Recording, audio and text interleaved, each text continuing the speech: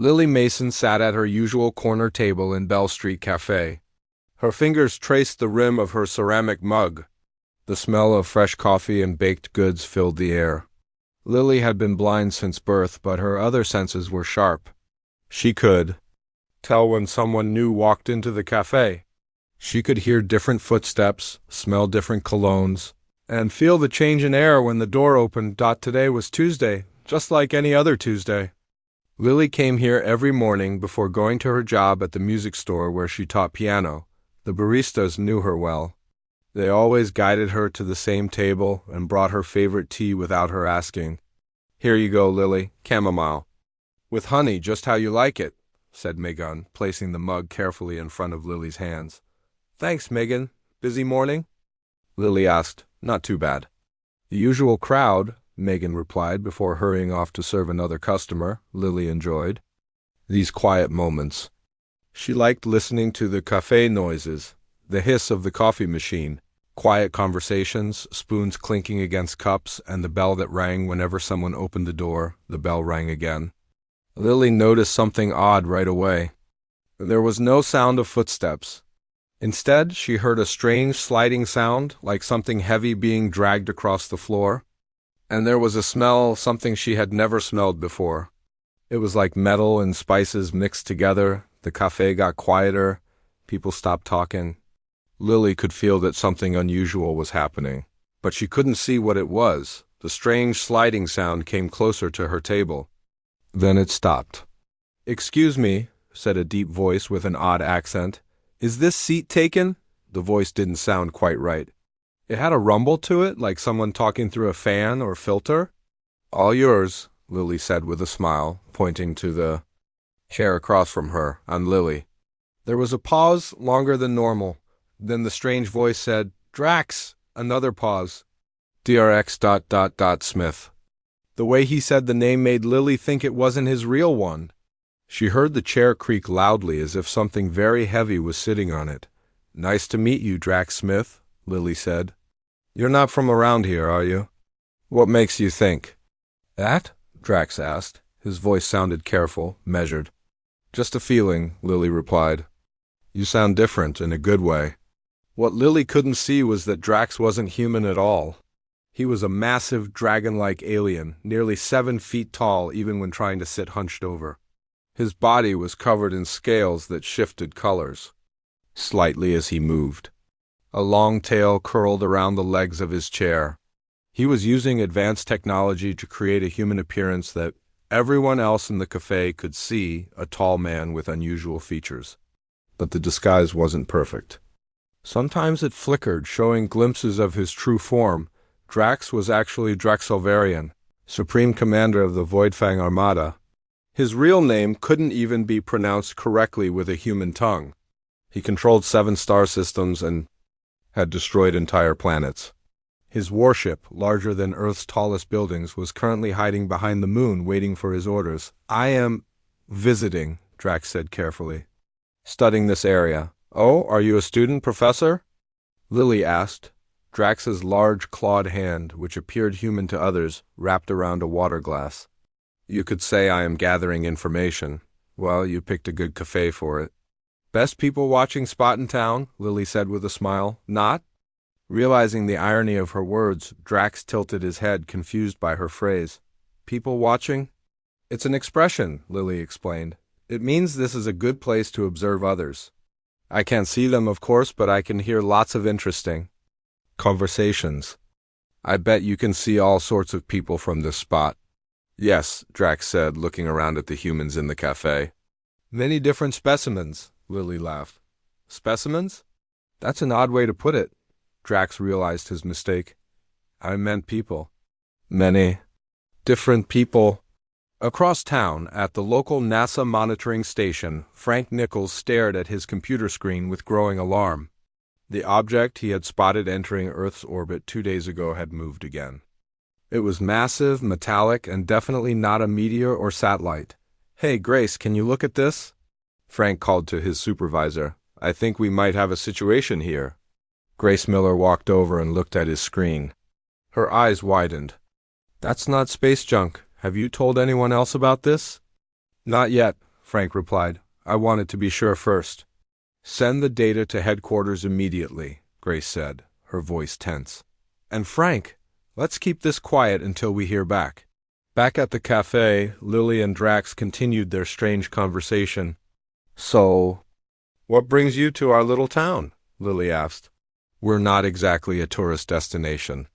Drax's tail twitched behind him, invisible to everyone but causing a small breeze that Lily felt on her face. I'm here to learn about this place before important decisions are made, Drax said. Important decisions? Lily asked. Like what? Drax was silent for a moment. In truth, he was here to assess Earth's defenses before his armada began their invasion. His species, the Voidfang, had conquered many worlds this way, sending in a commander to study the planet's weaknesses before attacking. Development decisions, he said finally. Oh, you're a developer? Lily asked. Planning to build something. Here? In a manner of speaking, Drax replied. What confused Drax was why he was even having this conversation. He had never spoken to any of the species he had conquered before. Usually he observed silently, gathered data, and left. But something about this human intrigued him. She couldn't see his disguise, yet she seemed to sense something different about him anyway. You have an interesting way of speaking, Drax, Lily said. I like it. For the first time in his long life, Drax Alvarian, feared across the galaxy, felt something unfamiliar, a connection to another being. It was strange and uncomfortable, yet somehow pleasant. Thank you, he said. Your way of perceiving is also interesting. Lily smiled. That's a nice way of referring to my blindness. Most people get awkward about it. You see differently? Drax said simply. My people value different perspectives. And where are your people from? Lily asked innocently. Drax's true form tensed, his scales rippling with color. Very far away. Well, I'm glad you found your way to Bell Street Café, Lily said, reaching for her tea. Sometimes the best conversations happen with strangers. The mighty warlord watched her carefully, suddenly unsure about the invasion plan sitting ready in his ship's computers. For the first time, he wondered what it might mean to talk instead of conquer. For the next 7 days, Drax returned to Bell Street Café at exactly the same time.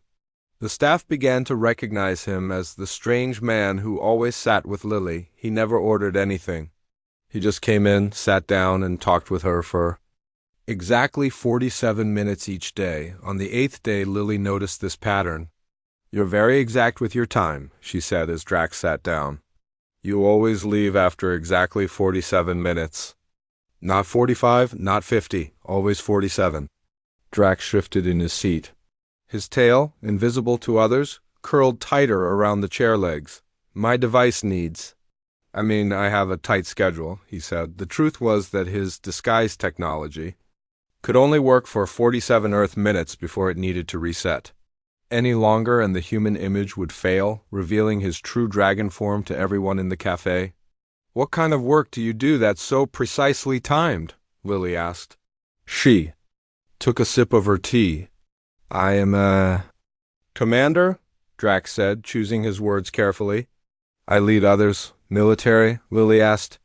Something like that, Drax replied. Across the street, a black car parked quietly.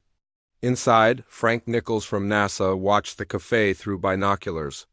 After tracking unusual energy readings for a week, he had followed the signal to this location.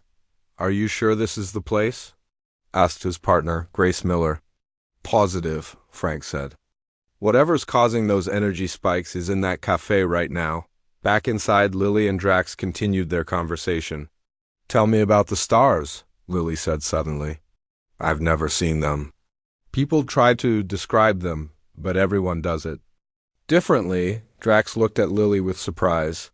In his true form, his large eyes glowed slightly.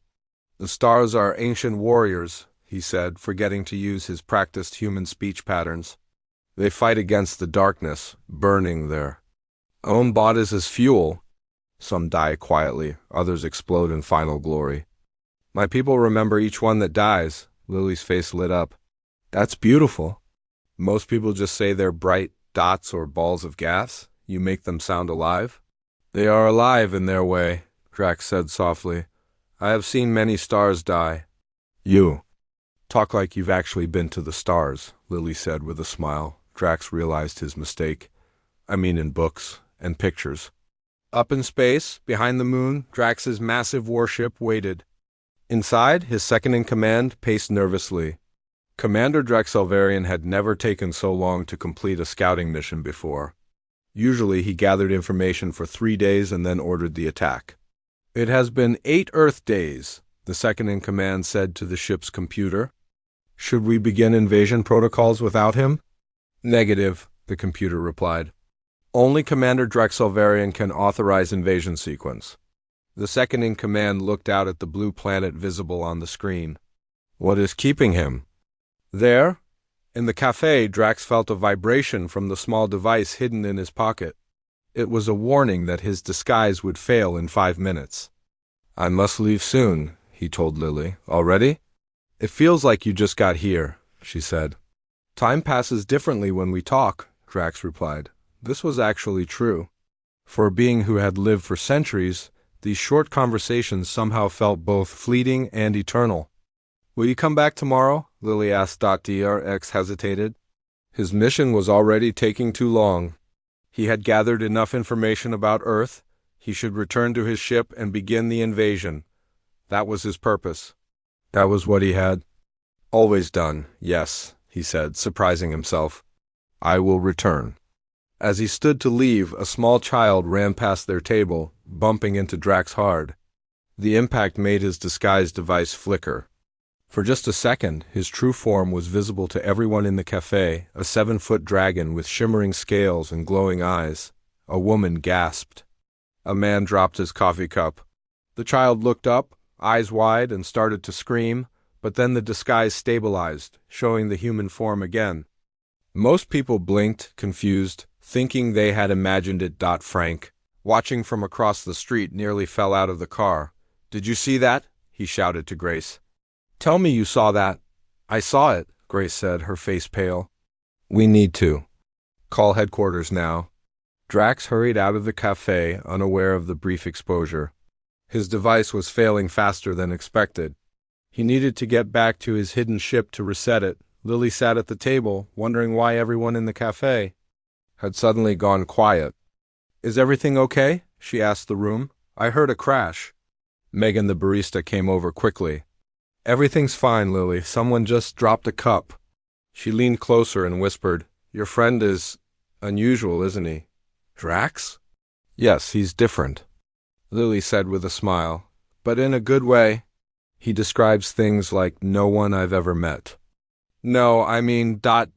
double quotes. Megan stopped, unsure how to continue. Never mind, can I get you another tea? That night, Lily sat in her small apartment, playing soft music on her piano. She thought about Drax and his strange way of speaking. There was something about him that seemed sad and lonely, despite his formal manner. In his ship hidden on Earth, Drax examined the data he had collected. Earth's defenses were weak. The humans had no energy shields, no plasma weapons, nothing that could stop his armada. It would be an easy conquest, like so many before, yet he found himself hesitating to send the attack signal. Tomorrow he would see Lily again. Just one more conversation, he told himself. Then he would complete his mission. At NASA headquarters, Frank and Grace showed their recording of the café incident to their superiors. We believe an alien entity is disguising itself as human and visiting this café regularly, Frank explained. That's a serious claim, said Director Phillips. Do you have any idea why an alien would visit a small café? No, sir, Grace admitted. But it seems particularly interested in this woman. She showed a picture of Lily. Lily Mason, age 28, blind since birth, works as a piano teacher. Why her? The director asked. We don't know, Frank said. But we plan to find out. The entity returns to the café at the same time every day. Set up surveillance, Director Phillips ordered, but do not engage. If this truly is an alien, we need to understand its intentions before making contact. Little did they know that the fate of Earth might depend on a simple conversation between a blind woman and a lonely alien dragon. On the 12th day of their meetings, a storm hit the small town. Rain poured down in heavy sheets. Thunder boomed overhead. Lily sat at her usual table in the cafe, listening to the rain hit the windows. She wondered if Drax would come today. The weather was terrible, and normal people would stay home, but at exactly 2:17 p.m., the cafe door opened. Lily smiled as she heard the now familiar sliding sound of Drax moving across the floor.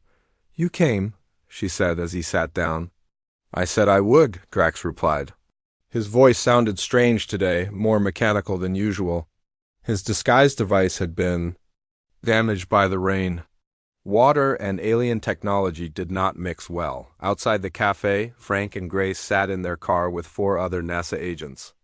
They all wore normal clothes to blend in. They had special devices to detect energy readings. "The readings are off the charts today," Grace whispered. "Something's different." "Maybe the rain is affecting whatever technology it's using," Frank suggested. Inside, Lily and Drax talked as usual. But today, Drax seemed distracted. "Is everything okay?" Lily asked. "You seem quiet. I received a message from my superiors," Drax said. "They are growing impatient. I was not sent here to talk to humans. I was sent here to study your defenses." "Defenses?" Lily asked, confused. "What do you mean?" Drax realized his mistake. The damaged disguise device was affecting his thinking. He was saying things he shouldn't say. Nothing. "I misspoke," he said quickly. Lily reached across the table. "Drax, you can tell me what's bothering you. We're friends, right? Friends?" The word hit Drax like a physical blow. In all his centuries of life, conquering worlds and ruling star systems, no one had ever called him a friend. His own kind feared and respected him. Other species feared and hated him, but friendship, that was new. "Yes," he said slowly. "I believe we are friends."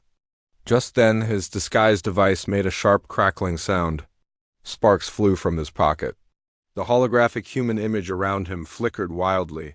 People in the cafe gasped. Someone screamed. The disguise failed completely, revealing Drax's true form, a massive dragon-like alien with scales that shifted colors like oil on water. His large wings were folded against his back, his long tail knocked over an empty chair. His eyes glowed with an inner light. Everyone in the cafe could now see what Drax really was. Everyone except Lily. "What's happening?" she asked, hearing the commotion. "Why is everyone screaming?" Drax froze. For the first time in his life, he felt fear. Not fear of battle or death, those were familiar. This was fear of rejection. What would Lily think when she learned the truth? "Lily," he said, his voice now fully alien without the disguise technology to change it. "I have not been honest with you." Outside, Frank saw what was happening through the cafe window. "It's exposed. Move in now." The NASA agents rushed from their car toward the cafe. They had stun guns and other non-lethal weapons. They didn't know what they were dealing with, but they knew it wasn't human. Inside, people were running for the exits, pushing past each other in panic.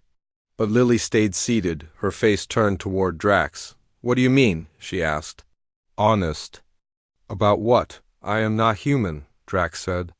"My name is Drexelvarian.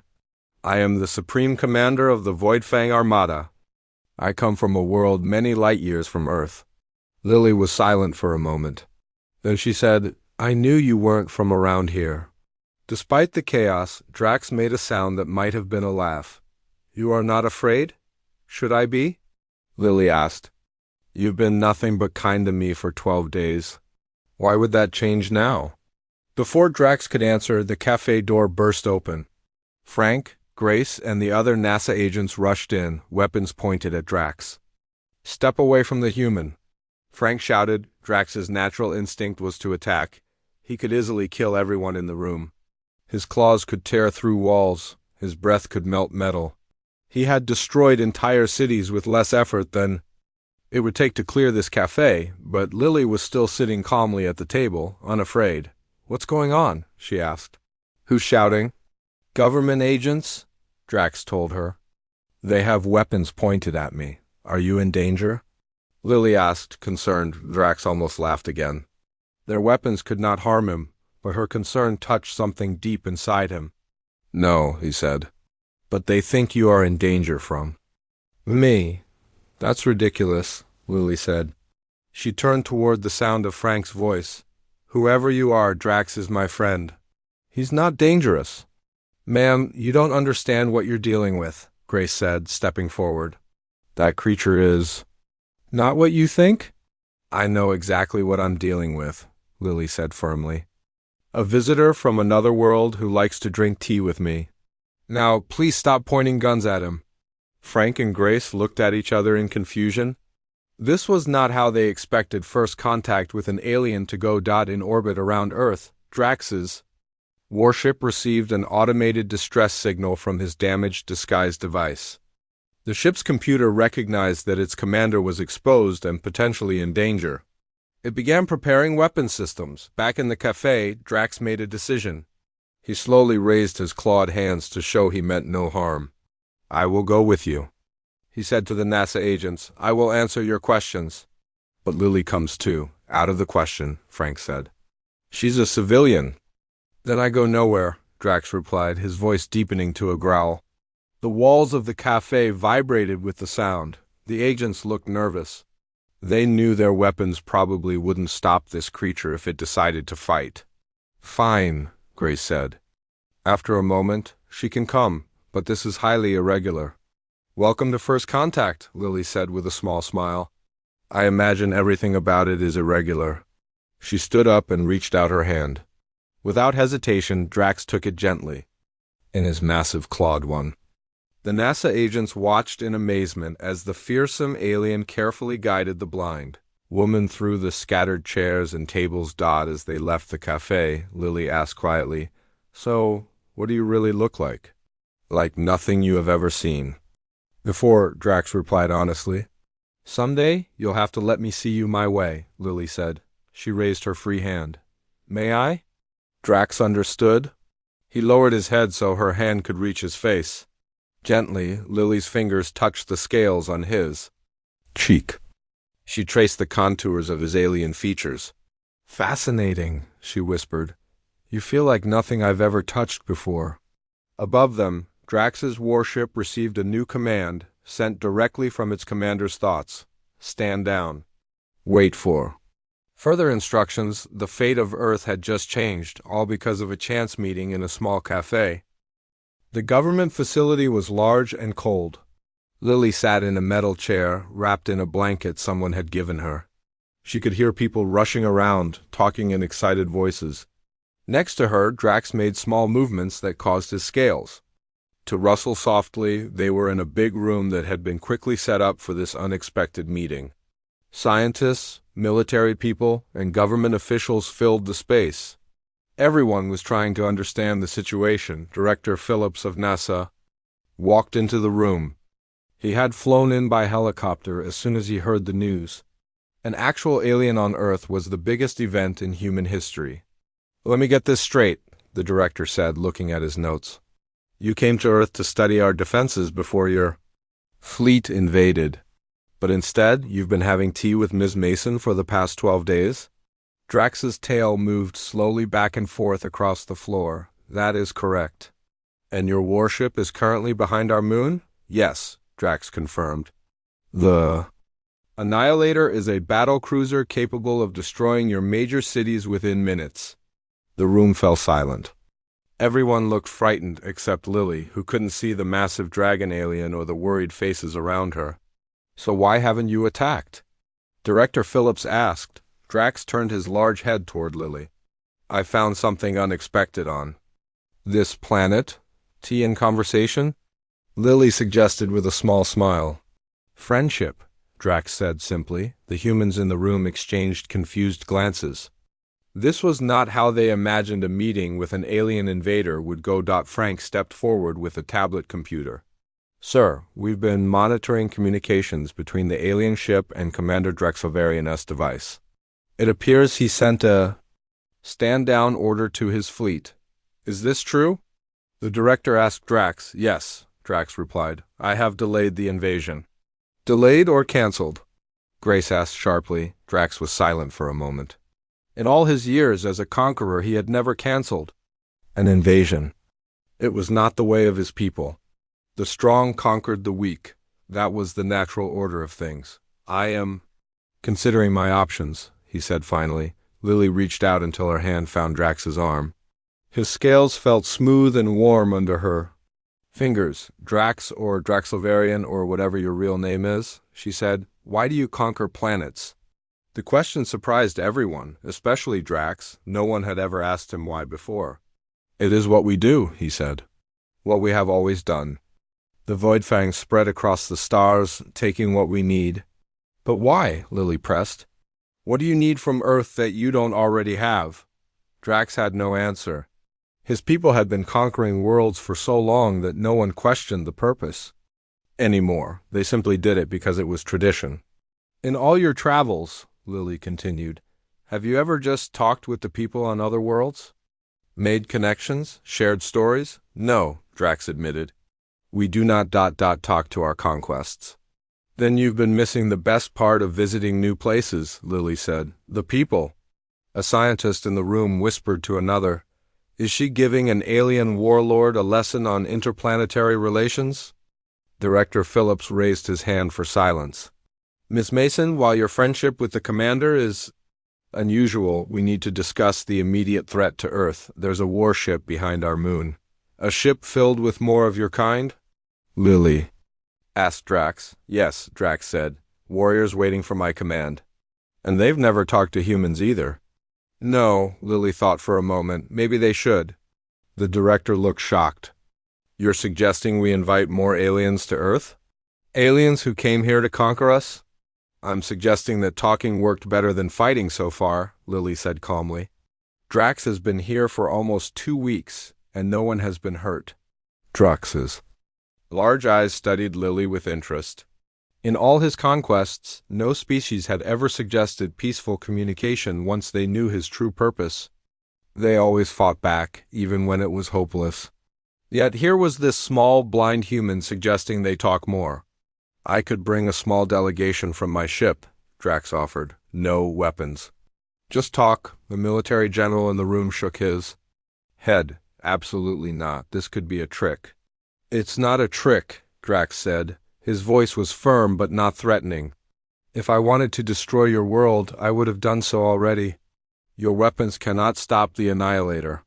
That's not very reassuring, Frank muttered. But it is honest, Lily pointed out. He's being truthful about his power. That means something. The room fell into argument. Some people wanted to try diplomacy. Others wanted to prepare for war, even if it seemed hopeless. Through it all, Lily remained calm, her hand still resting on Drax's arm. They're afraid, she said quietly to him. Can you understand that? Yes, Drax replied. Fear is a natural response to a superior force. Is that how you see yourself? A superior force? Drax considered this. My people are technologically advanced? We have conquered many worlds. But does that make you superior? Lily asked. Or just different? Again, Drax had no immediate answer.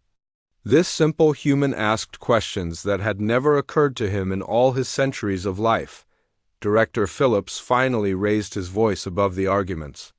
Enough! We need time to consult with world leaders. This is too important for a quick decision. Time is limited, Drax warned. My second-in-command will grow suspicious if I do not report soon. Then report, Lily suggested. Tell them you're still gathering information. Lie to my crew? Drax seemed shocked by the idea. Not lie, Lily said.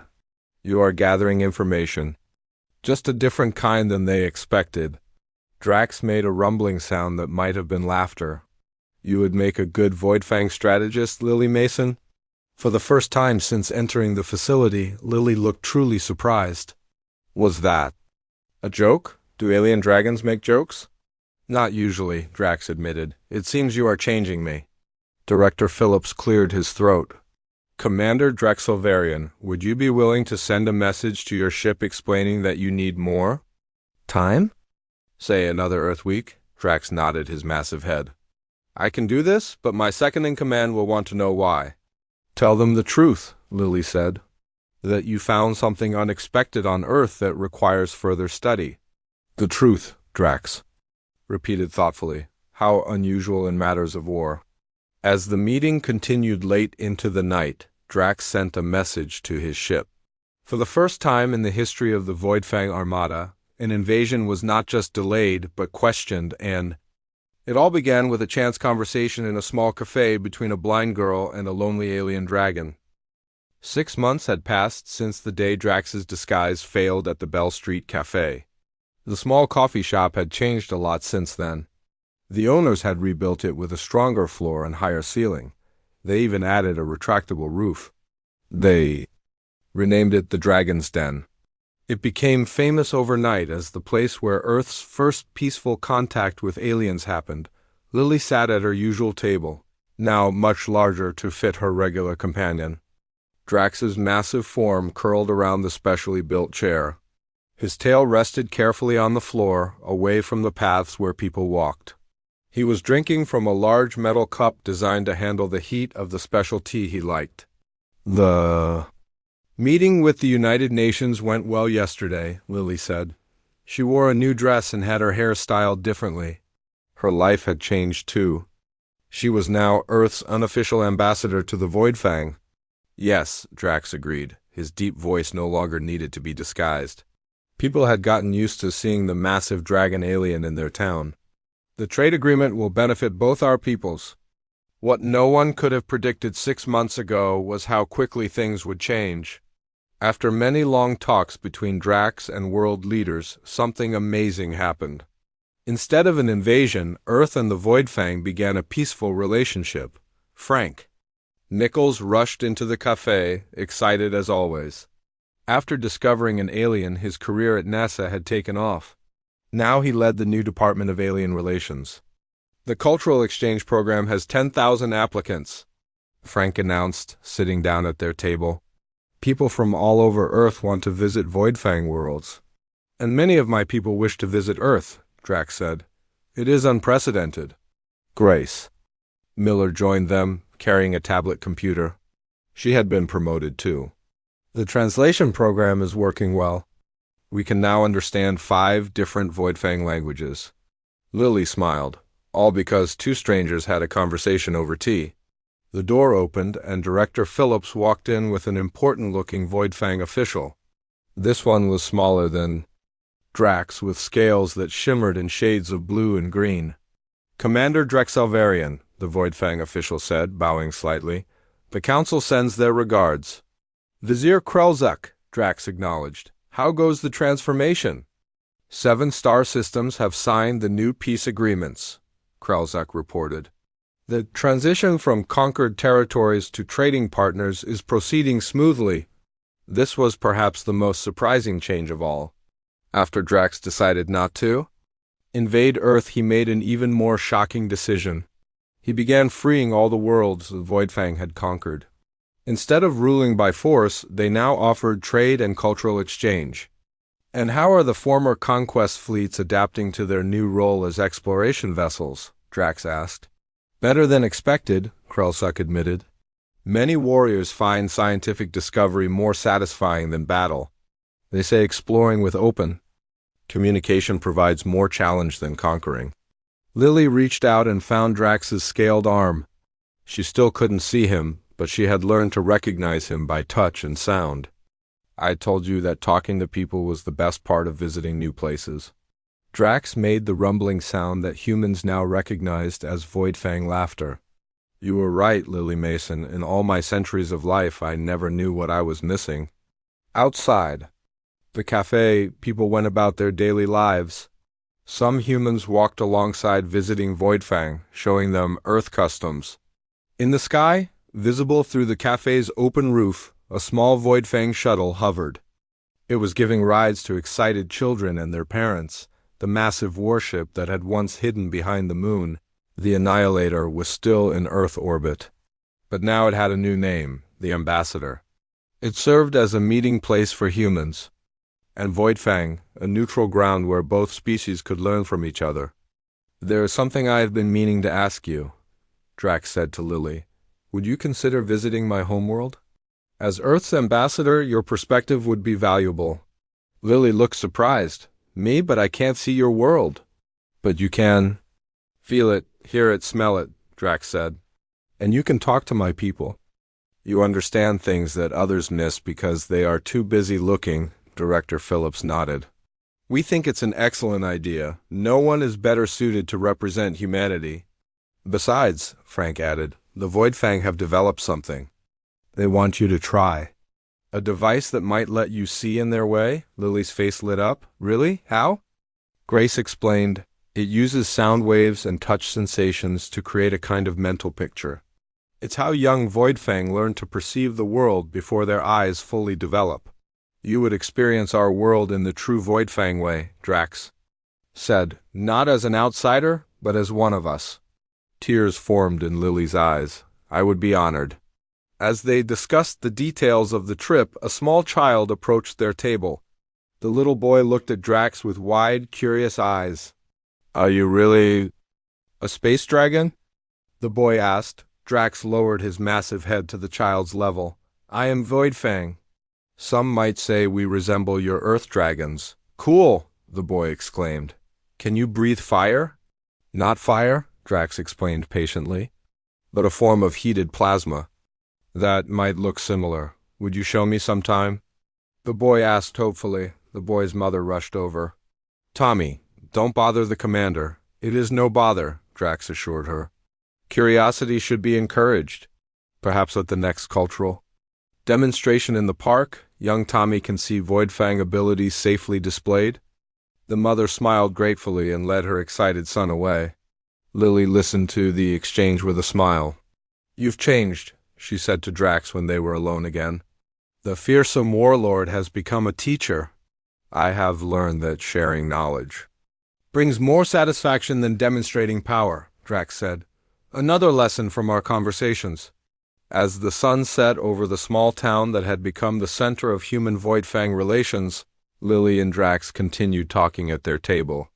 From the simple chance meeting of a blind woman and a disguised alien, a new future had emerged for two species. The mighty dragon who came to conquer had instead found friendship. And the woman who couldn't see his fearsome appearance had seen something much more important, the possibility of understanding across the stars up in the night sky. Visible through the open roof, stars twinkled. Drax looked up at them and thought about how differently he saw them now. Not as battlefields to be conquered, but as bridges between worlds, each with its own stories and people worth knowing. Tell me again about the stars, Lily requested softly, and so he did, but this time not as ancient warriors fighting against the darkness. This time he described them as beacons of light, connecting all the worlds and peoples who lived beneath them. The end.